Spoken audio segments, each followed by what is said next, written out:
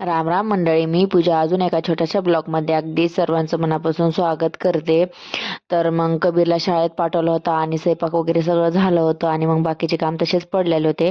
तर मग आमचे आहो घरी होते तोपर्यंत मग मी छोटे मोठे काम आवरून घेते आणि मग ते गेल्यानंतर मग बाळाला पण झोपी लावलं होतं.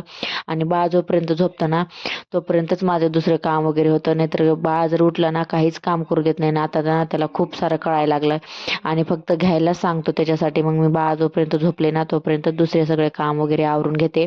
आणि जे दार दिसतंय ना मी ते दार ना लावूनच राहू देते, कारण की ना आता थंडी पण आहे आणि आमच्या रूमच्या बाहेर ना झाडं वगैरे लावलेत ना खूप मोठाले, तर त्याची खूप जास्त थंडी हवा येते आणि मग बाळाला सर्दी वगैरे होऊन जाईल. त्याच्यासाठी मी दार वगैरे लावूनच सगळं काम वगैरे आवरत राहते. तर मग आणि मग जे छोटे मोठे काम होते तोपर्यंत होते तोपर्यंत सगळे आवरून घेतले होते आणि मग बाकीचं हे झाडणं वगैरे चालू होतं.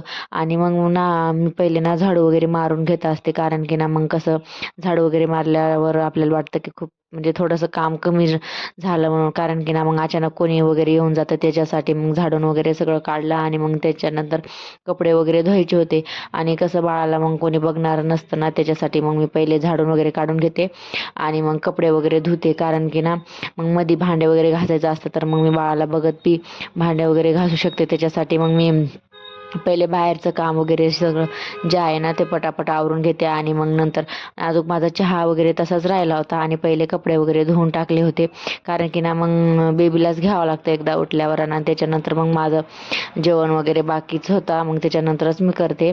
तर भेटूया पुढच्या ब्लॉगमध्ये. ब्लॉग आवडला असेल तर लाईक करा, सबस्क्राईब करा. बाय.